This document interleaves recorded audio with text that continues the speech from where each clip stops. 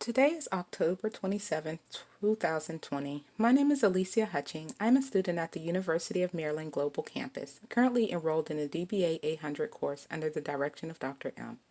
I have been investigating theoretical models of organizational dynamics central to individual behaviors in order to determine the one most prevalent for representing the forces affecting Grandville Engineering Incorporation's work culture and bottom line. Using a theory-based approach, the outcome of this presentation is to provide the Grandville owners with a summary of the Grandville problem situation and its relation, which led to the research of Douglas McGregor, Human Factors, Theory X, and Theory Y. We will also discuss the theoretical lens and conceptual graph. And finally, I will provide a recommendation to the Grandville owners for immediate implementation. The problems that stood out for me in the Grandville situation was one, Terry, the plant manager, reported a 6-month past due production quota. He also reported an unacceptable upsurge of assembly line stoppage. And lastly, there was a lack of trust and loyalty amongst the managers and employees, particularly the discrepancy in communicating the proposal to close the plant and move it overseas.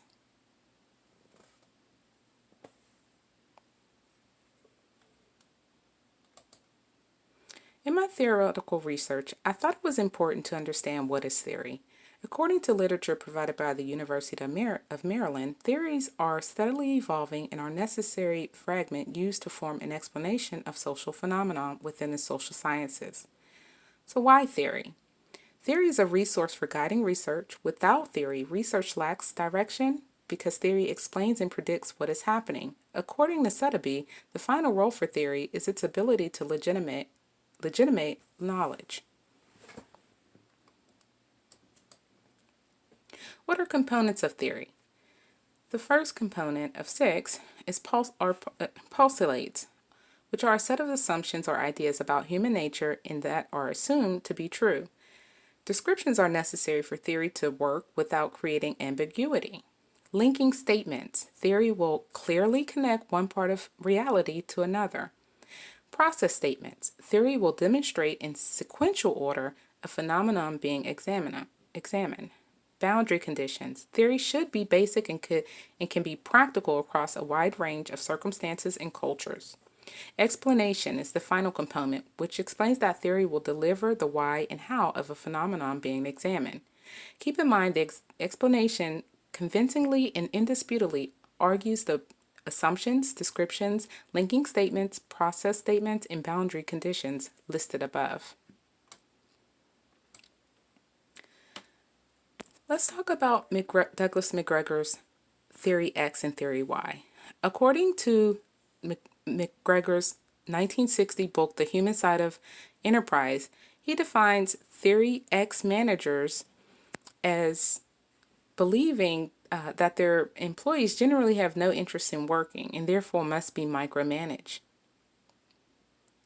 Theory Y managers, on the other hand, believe that in general, people want to achieve their full potential and are eager to take responsibility for their work. Therefore, these employees should be macromanaged.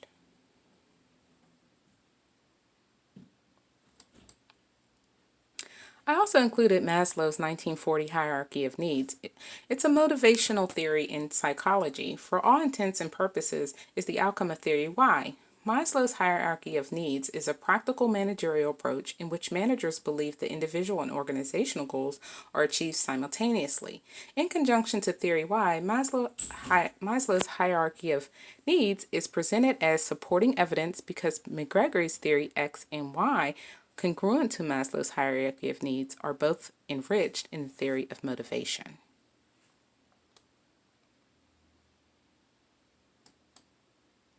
Let's look at the theoretical conceptual framework. On the left side of the figure 1, we have theory X. The components of theory X are employees that avoid work, avoid responsibility, and are lazy. These components feed into theory X, which provide an outcome of an authoritarian management, in which managers have tight control, strict policies, and often reprimand their employees. Taking a counterclock approach in reviewing theory Y on the right side of the diagram in figure 1, we have a practical management approach. According to Maslow's hierarchy of needs, individuals and organizational goals are achieved simultaneously, which feed into theory Y and provide an outcome of employees who are hardworking, take responsibility, and are self-motivated. So how does this conceptual framework apply to the problems faced at Grandville? Well, in Theory X, we know that these managers typically have a tight control and strict policies, which kind of create a work environment in which they believe that the employees are avoid work and avoid responsibilities. In the Grandville situation, we have Terry, who reports a past due quota production.